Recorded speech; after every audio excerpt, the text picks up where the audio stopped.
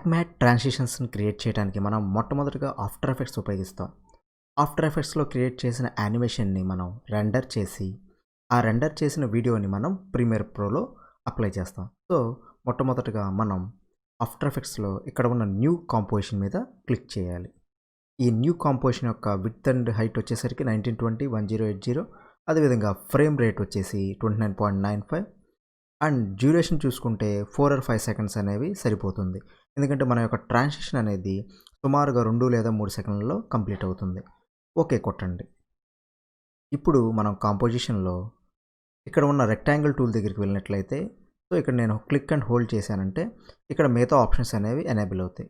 ఇందులో నేను ellipse టూల్ని click చేస్తున్నాను. సో ఎలిప్స్ టూల్ ఉపయోగించి నేను ఒక ట్రాన్సిషన్ని షేప్ యానిమేషన్ని క్రియేట్ చేస్తున్నాను. ఇక్కడ మనం ఫిల్ని ఎనేబుల్ చేయాలి. అదేవిధంగా ఫిల్ యొక్క కలర్ అనేది వైట్ ఇచ్చాను. కలర్తో మనకి ఎటువంటి ఇబ్బంది ఉండదు, ఎందుకంటే కలర్ అనేది మనకి ట్రాక్ మ్యాట్ ట్రాన్సిషన్లో అవసరం ఉండదు. అదేవిధంగా మనం స్ట్రోక్ అనేది 0 చేయాలి. ఇప్పుడు నేను ఒక సర్కిల్ని క్రియేట్ చేస్తున్నాను. మనం షిఫ్ట్ బటన్ని హోల్డ్ చేస్తే కనుక పర్ఫెక్ట్ సర్కిల్ అనేది వస్తుంది.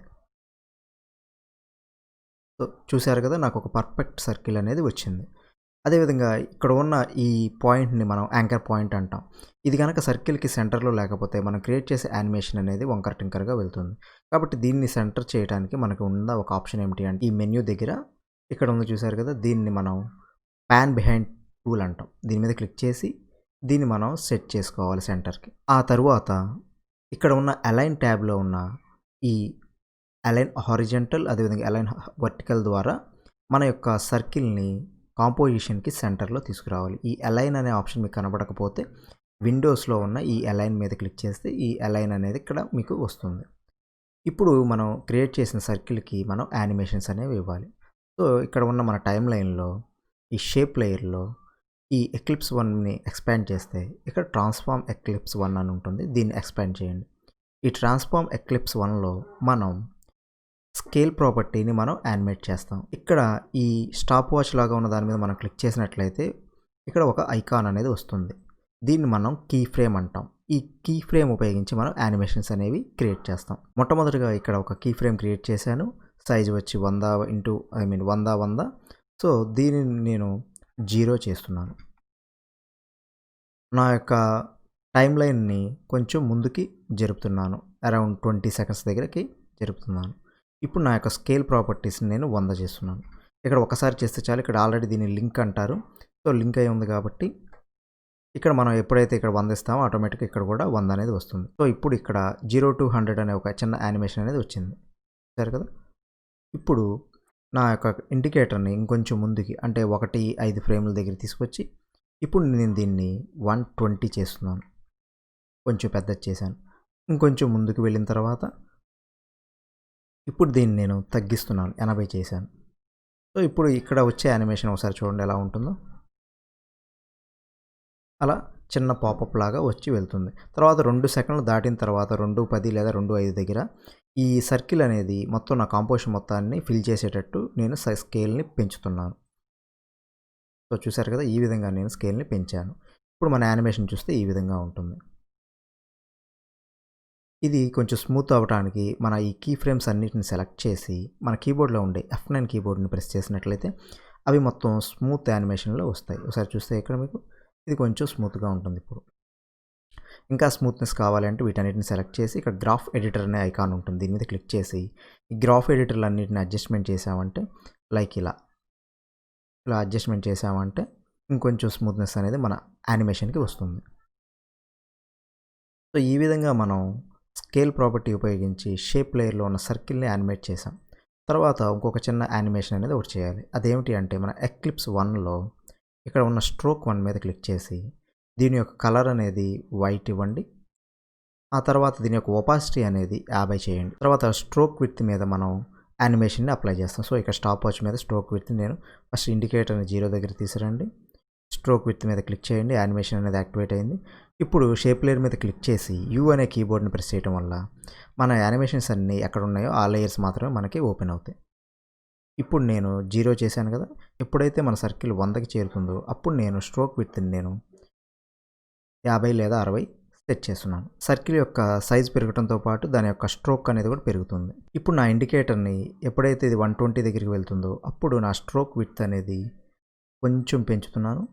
తర్వాత ఎప్పుడైతే నా సర్కిల్ అనేది చిన్నదవుతుందో అప్పుడు నా స్ట్రోక్ విడ్త్ని నేను బాగా తగ్గించేస్తున్నాను. చూసారు కదా. తర్వాత మళ్ళీ నా స్ట్రోక్ విడ్త్ ఎప్పుడైతే బాగా ఎక్కువ అయిపోతుందో, ఎనేబుల్ అయిపోతుందో ఇక్కడ నేను నా స్ట్రోక్ విడ్త్ అనేది ఇక్కడ ఇచ్చేస్తున్నాను. సో ఈ విధంగా చేయడం వల్ల ఏమవుతుందంటే ఒక స్ట్రోక్ టైప్ యానిమేషన్ అనేది వస్తుంది చూడండి. ఇలా వీటన్నిటిని కూడా మనం సెలెక్ట్ చేసి F9 ప్రెస్ చేస్తే ఇవన్నీ కూడా స్మూత్ అయిపోతాయి. ఈ విధంగా మనం షేప్ లేయర్ యొక్క యానిమేషన్ క్రియేట్ చేసాం కదా. ఇప్పుడు దీన్ని మనం రెండర్ చేయాలి. రెండర్ చేయాలి అంటే మనం కాంపోజిషన్ టైమ్ లైన్లోనే ఉండి Ctrl+M షార్ట్కట్ని కనుక క్లిక్ చేసినట్లయితే మనం రెండర్ క్యూబ్ మోడ్లోకి వెళ్ళిపోతాం. ఈ రెండర్ క్యూబ్ మోడ్లో మనం అవుట్పుట్ మాడ్యూల్ దగ్గర లాస్లెస్ అని ఉంది కదా, దీని మీద క్లిక్ చేయండి. ఇక్కడ ఫార్మాట్లో ఈ AVA డ్రాప్ డౌన్ మీద క్విక్ టైమ్ని సెలెక్ట్ చేయండి. ఇక మిగతా ఎటువంటి సెట్టింగ్స్ అనేవి చేంజ్ చేయొద్దు. ఓకే అని ప్రెస్ చేయండి. తర్వాత అవుట్పుట్ 2 అని చూసారా, ఇది మన యొక్క వీడియో యొక్క నేమ్ అనమాట, రెండర్ వీడియో యొక్క నేమ్. దీని మీద క్లిక్ చేయండి, ఏదో ఒక నేమ్ ఇవ్వండి, సేవ్ చేయండి. తర్వాత రెండర్ కొడితే ఆటోమేటిక్గా మన యానిమేషన్ అనేది వీడియో రూపంలో రెండర్ అవుతుంది. సో ఈ విధంగా మన వీడియో అనేది రెండర్ అయిపోయింది. ఇప్పుడు మనం ప్రీమియర్ ప్రోలోకి వెళ్దాం. ఇప్పుడు మనం ప్రీమియర్ ప్రోలో ఉన్నాం. ఈ ప్రీమియర్ ప్రోలో నా యొక్క వీడియోలు ఇక్కడ 2 ఉన్నాయి. చూసారు కదా, ఇది ప్రోగ్రామ్ మానిటర్లో నా యొక్క 2 వీడియోలు ఉన్నాయి. ఈ 2 వీడియోలకి నేను ట్రాన్సిషన్ అనేది అప్లై చేయాలి. సో ఫస్ట్ ఆఫ్ ఆల్ మనం ఏం చేయాలి అంటే మనం క్రియేట్ చేసిన రెండర్ వీడియోని ముందు ప్రీమియర్ ప్రోలో ఇంపోర్ట్ చేసుకోవాలి. ఇక్కడ ఈ ప్రాజెక్ట్ ఫైల్లో ఇక్కడ డబుల్ క్లిక్ చేసినట్లయితే మన కాంప్ ఫైల్ని ఇంపోర్ట్ చేసుకోండి.